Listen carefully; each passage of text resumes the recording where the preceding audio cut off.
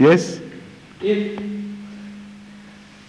a big animal like cow or camel is sacrificed on Eid al-Azha, 7 persons can participate in it. That is right. But if a small animal like sheep or goat is to be sacrificed, it can be done by 1 person only.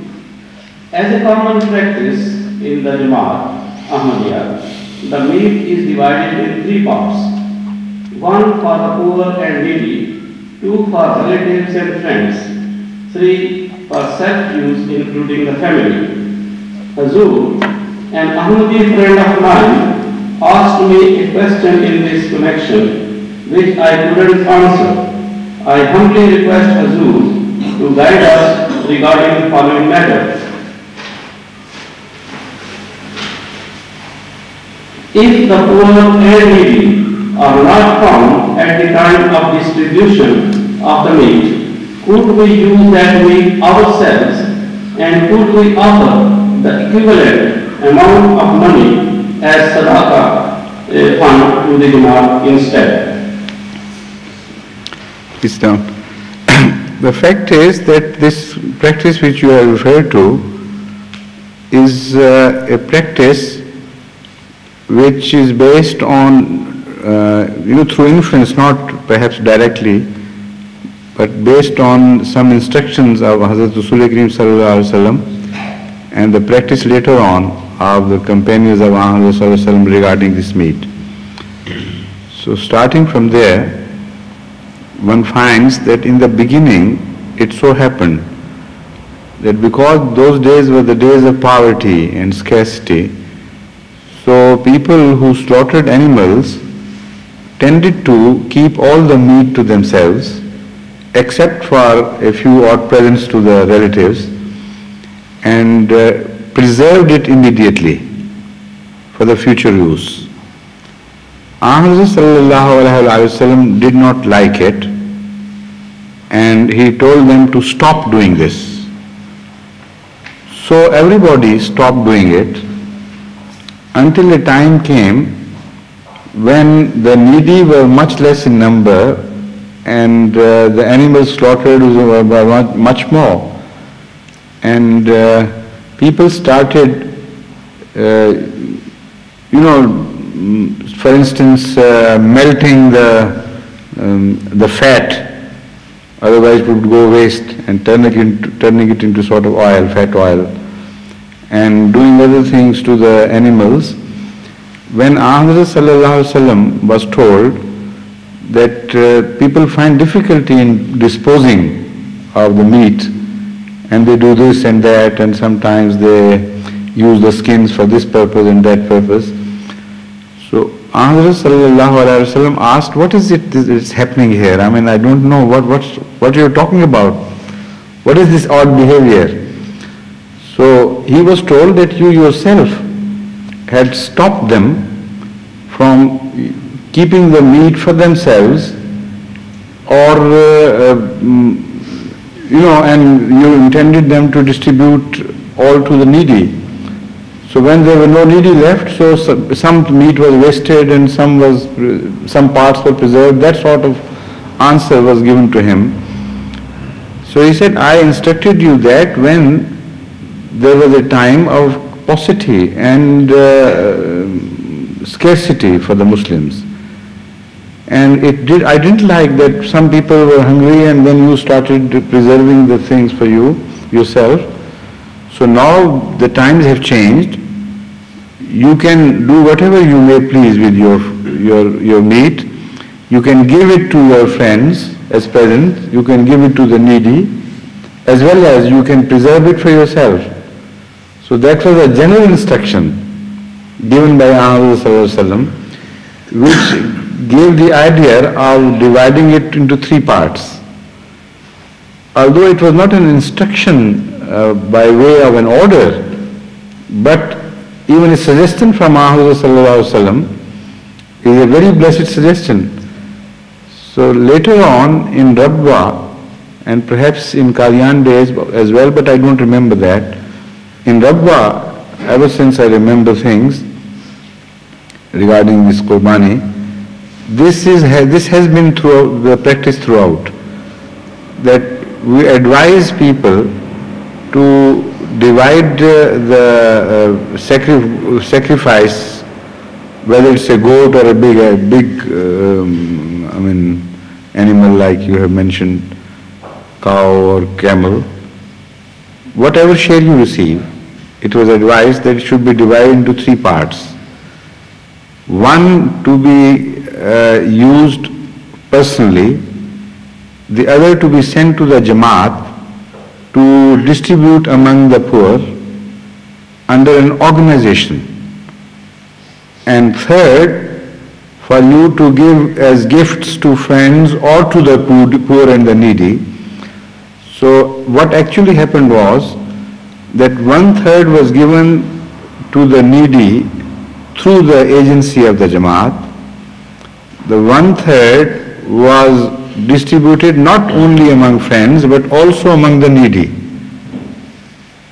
And 1/3 was kept for personal use if they could consume it in reasonable time before the times of deep freezes. And then within 1 or 2, 3 days. Now I forgot to mention that Rasul Kareem Sallallahu Alaihi Wasallam said that you can eat only for 3 days from this Qurbani and not beyond. This was the earlier instruction. That is what stopped the companions using this flesh in any form after the 3 days. What he meant was that 3 days would impose a limitation upon them. How much can one eat in 3 days, The maximum you can, you do, but then you have to give something to the poor. So anyway, this during in Rabwa, the times when I'm referring to, an earlier day after the partition, people were very poor. They hardly had any Frigidaire, not to mention deep freezers. So whatever they could consume within 2-3 days, they would. The rest would anyway be distributed. The rest would be distributed to the poor, and also to friends who were not poor. But a lot of people ran to and fro distributing meat, and it was not a surprising thing to find the same meat returned to you, which you had sent earlier to someone. So everybody, nobody could write names and everything and remember which meat was sent by whom. So suppose I sent something to someone and he sent that something to somebody else, and in return he thought I have not sent me, so he will send the same leg or something of the goat to me. So some such interesting incidents also occurred quite frequently. But the atmosphere of this was very promotive to love and mutual respect and regard for each other.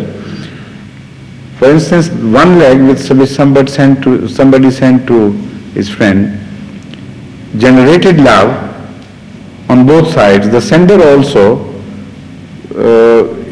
feels greater love when he presents, and the one who receives also feels a reciprocal sentiment of love and nearness. And when he sent, for instance, the same leg to somebody else, it regenerated all that. And when after making a long detour, it came back to the original person, again it regenerated. So that was a wonderful system. But this system sometimes tends to be confined to one social strata. This is why Islam has categorically prohibited this. لِكَيْ لَا يَكُونَ دُولَةً بَيْنَ الْأَغْنِيَاءِ مِنْكُمْ بَيْنَ الْأَغْنِيَاءِ مِنْكُمْ. The Holy Quran says about sadaqat and this giving of presents, etc., that be mindful that things you present to others, to your brothers, etc., should not be confined to one social strata of the rich people alone. that you send it to your friends who are rich and they send to the friends who are rich. It should, cross the barriers of class and should penetrate downwards and upwards. That should be the movement of gifts in Islam. So this was this instruction of the Holy Quran was very meticulously carried and followed by the Rabba society always. Is that what you wanted to know, or no? I think there is some part of the question written on your face which could not be effaced. The last part, if the poor and needy are not found at the... Oh yes, that's right, I'm sorry, yes. If they are not found, then this, I don't propose that artificial way of doing it. Sadaqah is not, in this case, is not essential. It is only promoted when it is required, when it serves a purpose. So in that case, in such a society where the needy are not found in enough number to receive, they are not a sadaqah anyway, receive gifts of the meat of animal sacrifice. In such societies also it so happens that the modern facilities are available of preservation of meat. Why don't they do that? They can preserve the remaining meat, or they should be more generous to their friends and relatives and send them as gifts. Because in the same places where the needy are not found, generally it is a tendency that sacrifices are difficult to be made there. So there is also a resultant tendency of sending the money of sacrifice to Qadian or to Rabwa or to some other place, so that one doesn't go through the bother of sacrificing the animal. Anyway, personal participation is difficult here or in some other societies. So the meat is still in scarcity. Those who actually sacrifice animals in such places like England, they can effectively dispose of that meat without facing this problem of whom to give. There's so many friends, acquaintances, Ahmadis know each other in much larger numbers than is the case in the other societies because of so many factors. So I don't think your question is based on reality. It is just an hypothetical question which doesn't apply to us. Yes. Yes, please. This question does not relate to Eid al-Adha, but the sacrifices offered at the time of Hajj. I can recall that when something I performed Hajj, Yes. we witnessed animals by the thousands or by hundreds of thousands being thrown away and not being used. Later on, I was investigating the possibility of setting up a meat farm, and I also inquired whether it would be feasible to do this in Saudi Arabia at the time of Hajj. And I came to the conclusion, other people who have investigated this before also came to the conclusion that it would not be feasible because that plant would only operate for about 2 or 4 days. Quite right, yes. And I'm wondering whether some way can be found to stop this waste of very expensive... there are ways of preserving that meat known to the Arabs for thousands of years. Used to sun-dry. Whatever they did. They don't now. I know, because everybody is rich. But if the government is sensitive to this issue and they want really see to it that the waste, the huge waste is avoided, then they could set up an organization to collect the meat and have it preserved by modern means, not only by those old means, but by modern means as well. And it's not difficult for the governments to take certain measures and get expertise advice from scientifically advanced countries.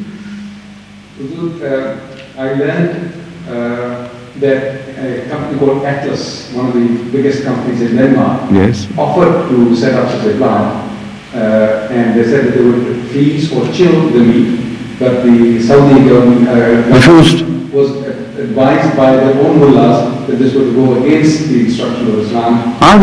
That's their stupid action. I mean, what can we do if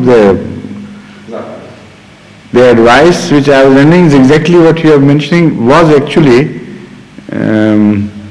not taken, but a possibility arose for them to have the meat preserved and go to places like poor African countries or Indian subcontinent or to Bangladesh, etc., where such meat would be most welcome. If not to the non-Muslims, only at least to the Muslim brothers, this could be rediverted first to to European, it should be channeled to these companies, and from them contact could be made, and if they wanted to get the expenses for our preservation, because the meat was of no cost to them, at least very cheap prices could be agreed upon, and such meat could be then diverted to Muslim countries. In the proposals put up by Atlas Company in Denmark were somewhat similar. They had survived plants all over the world, and they said it would not be economical to set one up in Saudi Arabia, but when meat could be chilled and shifted. Could be flown to these plants exactly, all over the world, yes. then chilled or frozen, and then sent to wherever they wanted. And they said the process would be first to send only a chilling plant in Saudi Arabia, and once the plant has chilled the meat, then the entire meat would be flown to, the plants would ultimately process it and have it tinned properly. So chilling will have to be done there, otherwise the meat would be destroyed in the passage. But anyway, I mean, this is a minor difference, detail. Something of that nature could be adopted, and it would have served a very good purpose. Even now, millions and millions of rupees worth of animals are destroyed, and they're not sacrificed, they're destroyed, which is not the purpose of sacrifice at all. Yes, please, Hashim Saab.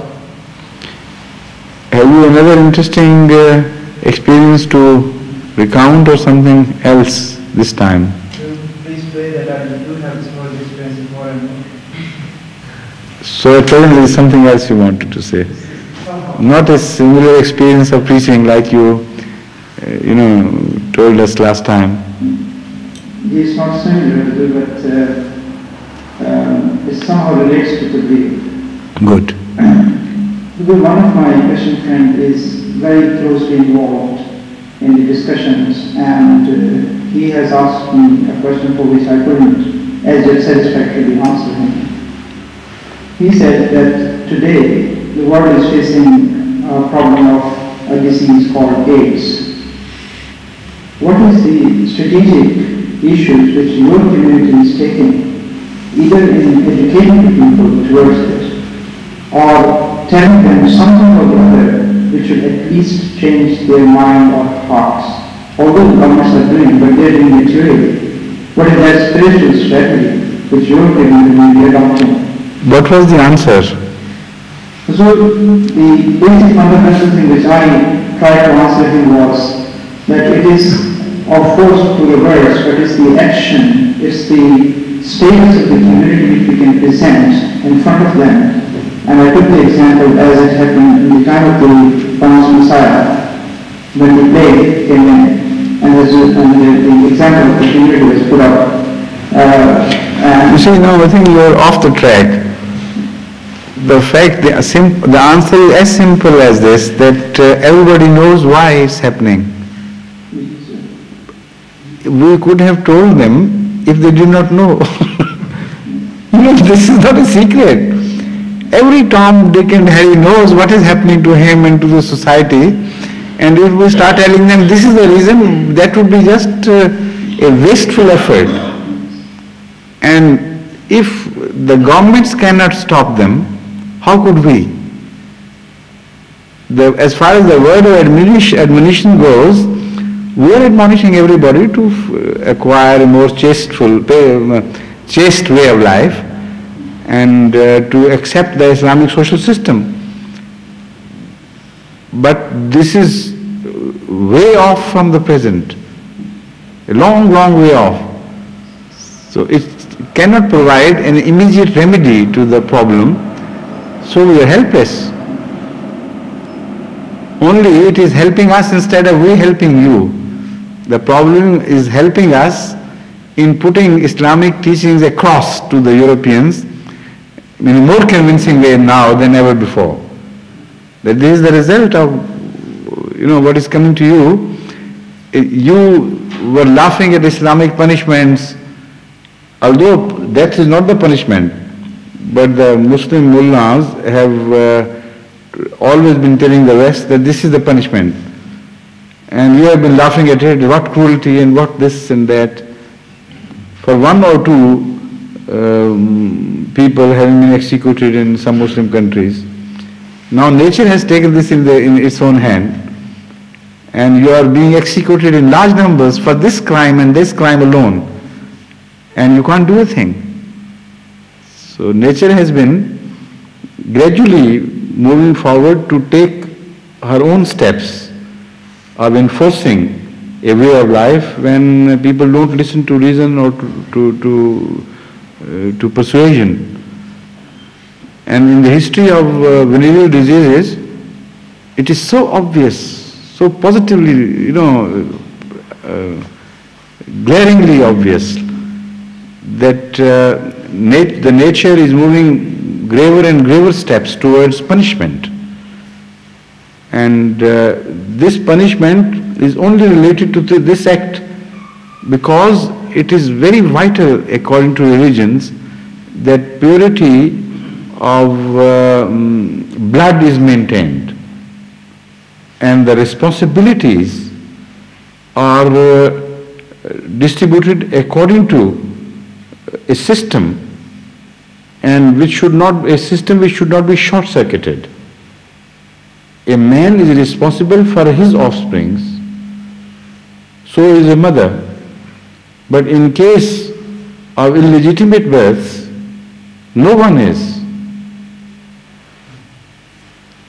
Sometimes it so happens in cases of adultery that a person is looking after somebody else's children. And in some sort of societies it happens very often. And sometimes it so happens that nobody knows whose child it is, and only the female partner suffers, or the society suffers entirely as such, and the government has to look after the children. So in that case, the responsibility is thrown to the whole of the society, and as such, in totality, it is sharing a responsibility which did not belong to it originally. So this lack of behavior is also creating greater and greater divergence from religious thought and responsible thought as such.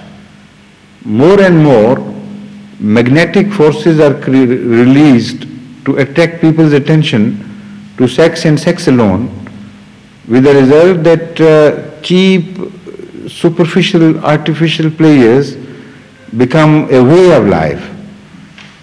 And the only goal left for the society is to run after these players. The whole social pattern is then designed and built around this one central fundamental idea to that society. So look at the expenditure pattern in America and European countries, in America in particular. You'll be surprised that the major part of their income is spent in this direction, not in maintaining life, not in giving such amenities of life as make the life just comfortable. They add discomfort for the sake of pleasure rather than add comfort to the way of life. And that is always motivated and oriented in this direction. motivated by this source and oriented in this direction.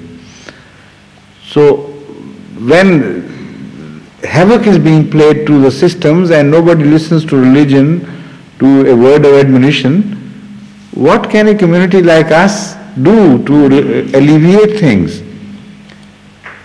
The problem which he is quoting is a means of alleviating things. This is not a problem in itself. It is a means to divert our attention to the real problem, which they forget. So instead of looking at the problem, they are looking only at the indicator towards the problem.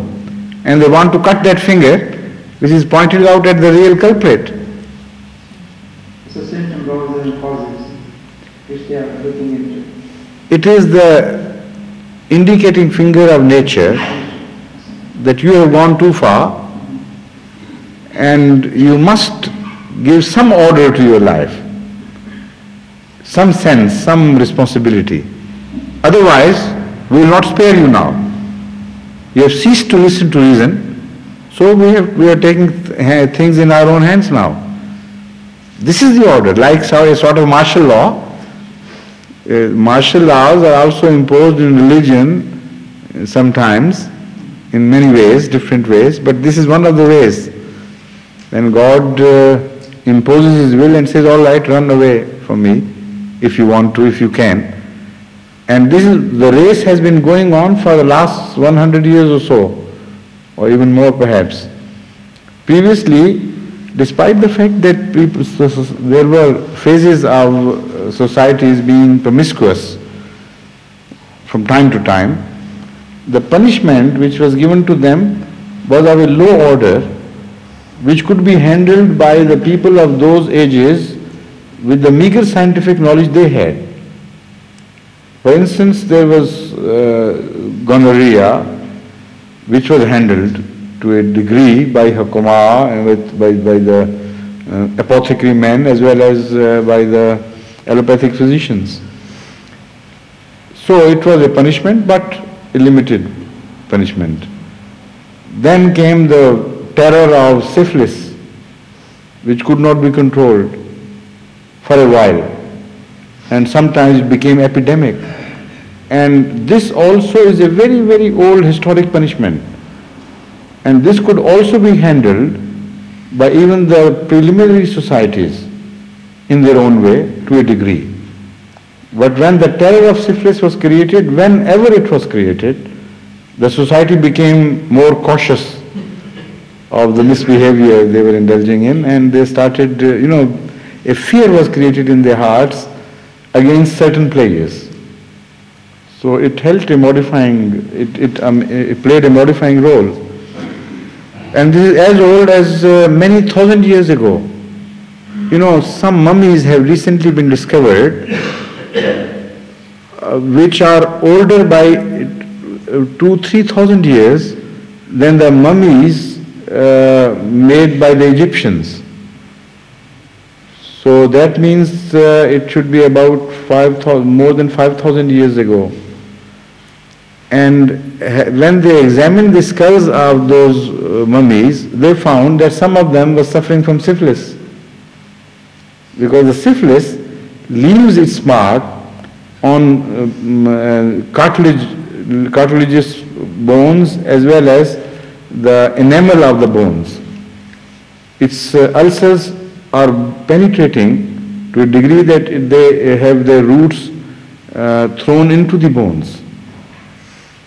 So this is why this is established beyond doubt that even those societies were suffering from syphilis.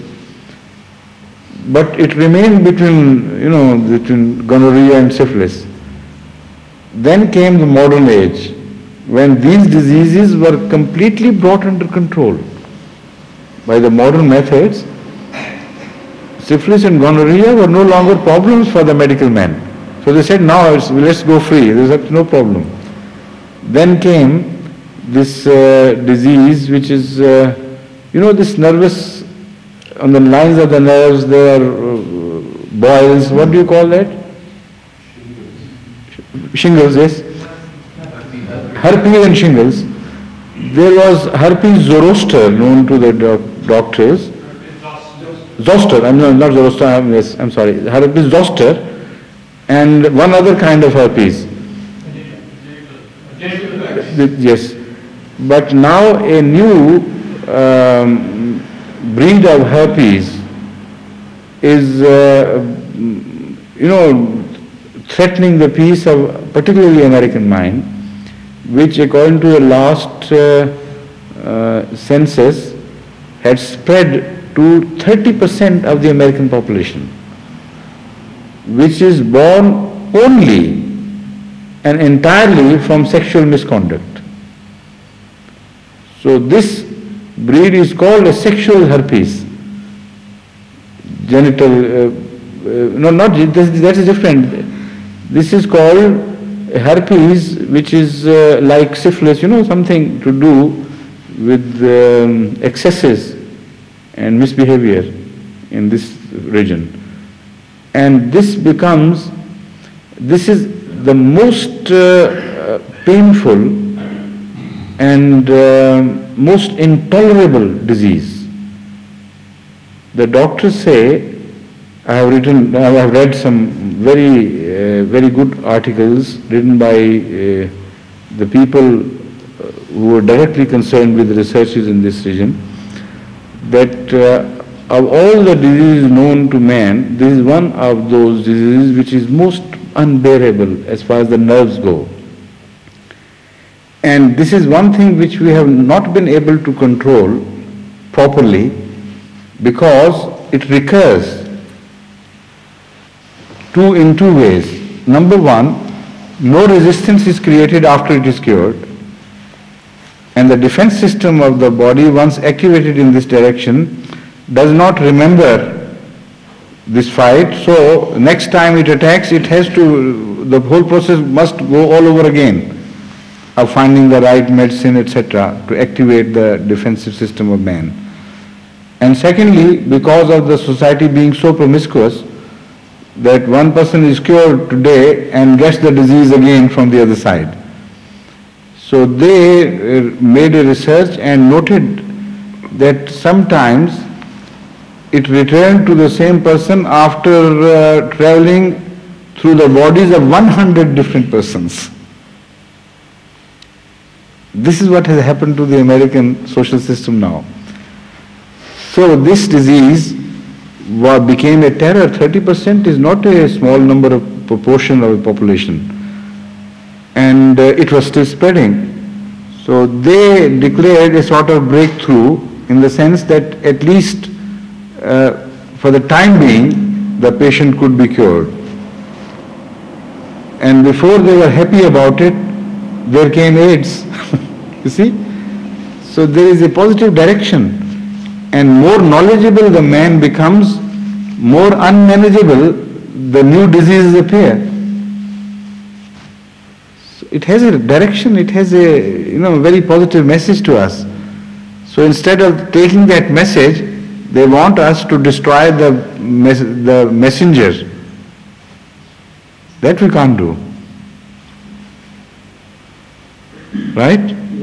My second question is, although it behoves us not to question any wisdom of whatever the commandments you might have with the Jamaat. For example, the trend of the belief of preaching towards Chinese community. Pardon? Towards Chinese community. Chinese, yes. That's right, yes. Although we should go and teach every single individual of the world and each group, what is that particular instinct which we should take in mind when we preach to Chinese? There must be some wisdom behind it when this has been put forward to the community. And the day we received this particular instruction that we should pay more attention towards Chinese, I was actually... the fact is that the Russians and the Chinese are the two most important nations of the world, which the fate of the future world hangs upon the future conduct of these two most important nations in the world.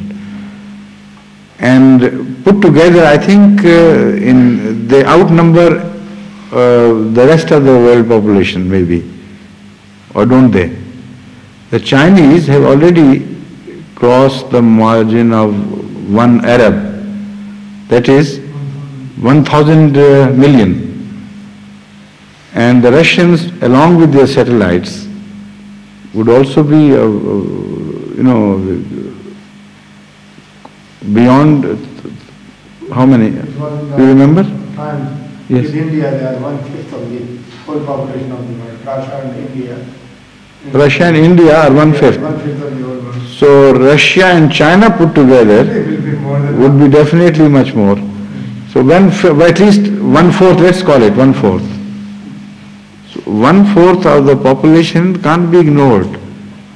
And a population which is very important because it is going to be directly effective in making or unmaking the future of man. So we unfortunately have so far not been able to effectively make our contact with them. So in the recent years I have been paying attention to this particularly for two reasons. Apart from this factor, which of course has a merit of its own, which cannot be neglected, one belongs to the past and one to the future. Of Hazrat Masih Maud Wasalam. Hazrat Masih Maud Wasalam originated, in the remote past from the Chinese blood, Chinese stock.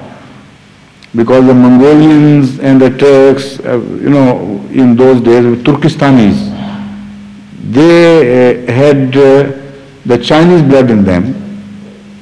And later on, many parts of those regions became Russian. The stock from which Masih's ancestors came was in those days mainly Chinese stock or Mongolian stock, which had borders extending into China as well as to the Persian side, and got intermingled with them. So generally speaking or loosely speaking, we can say it was the Chinese stock from which Hazrat Masih's ancestors came. Later on, that stock got shifted politically to the Russian domain. And now a major portion of that is under Russian influence. And also, this is the past and the present.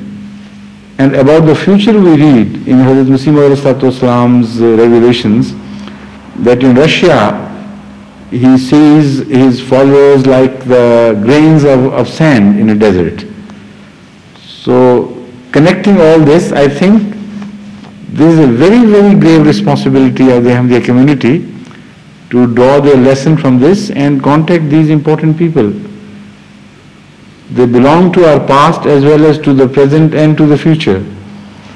And we can't absolve ourselves of our grave responsibility unless we do something about it.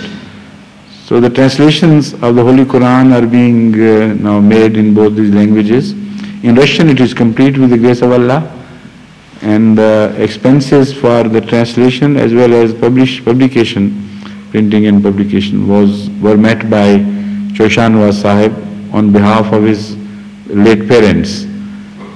And the Chinese translation is also underway, and already there are offers from various families in some countries that we want to bear the expenses of one translation at least, so allot us some language.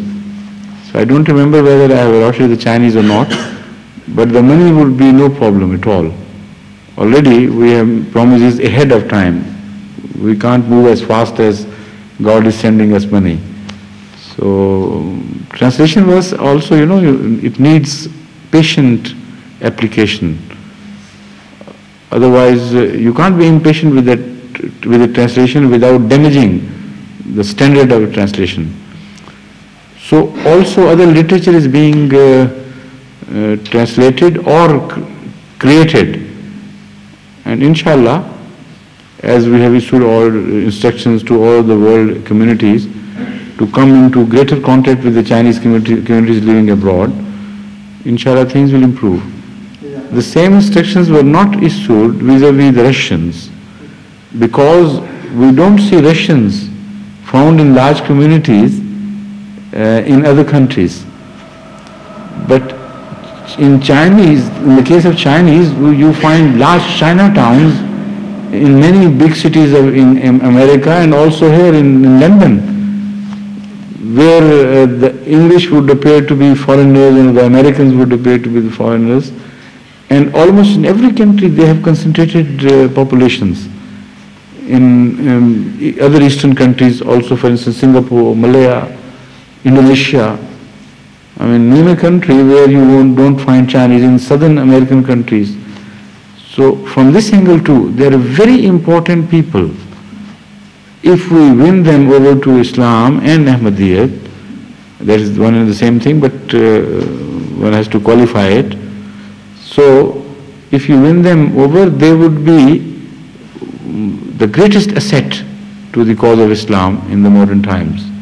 Because already they have got deep penetrating connections into all the important nations of the world. We have established the connections with the Glasgow Chinese community. We found there were 16,000 Chinese in Glasgow alone. Imagine, 16,000 Chinese. And that population of China, which I counted, does not consider these spread out Chinese populations all over the world. They are over and above that number. If they are also counted, I think the number may reach near 2 Arabs, or not if 2, 1.5 Arab. One Arab, you know what it means? 1,000 million. So, you know, 1 billion. 1 billion is 1 Arab, right? So it would be 1.5 billion population of the Chinese alone. Yes. With There's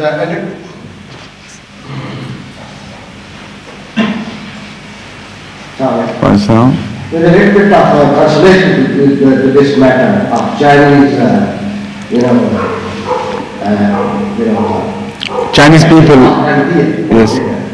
Is perhaps Pakistan government has lost the opportunity to have a good relation with China. With China? With China? With China. Although there are relations, yes, very good relations, but not as such it was about 20 years ago. Like we have got, the bad relation with India, for example. I know, but that would help us rather than go against us.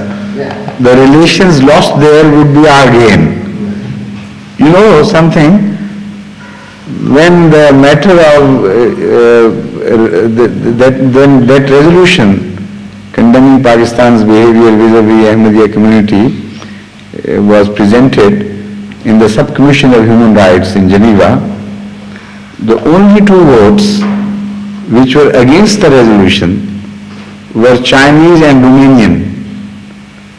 So somebody was surprised and he asked some non-Ahmadi, what was the reason why of all the people in the world, the Chinese and the Romanians supported the cause of the Pakistani mullahs against the Ahmadis? The quick answer was, of course, they believe in Khatm-e-Nubuwwat. That was a joke, but that showed that in a religious issue, atheists and non-believers are taking side with the Pakistani mullahs, That is the absurdity to which he wanted to point out. This is why he said that. So the relations are not yet lost to a degree where they would make Chinese behave sensibly and more justly in issues regarding Ahmadiyya community or other issues as well. They still belong to that bloc. And the relations are cooling down because of some other factors, not because of any mistakes on the part of the Pakistan government. The other factors are that previously Pakistan made the bridge between the West and China. That bridge is no longer required. Many more modern bridges have been built in the meantime, and they don't need the channel of Pakistan for promoting ties between the Western Bloc and the Chinese. You know, recently the Queen also visited, and Americans have been paying very special attention to befriend the Chinese in so many ways. And it all started through Pakistan first, in the time of the Bhutto, late Bhutto. So that is the reason why it was bound to cool off, and it will further cool off because Pakistan will no longer ultimately be an important factor in this relationship.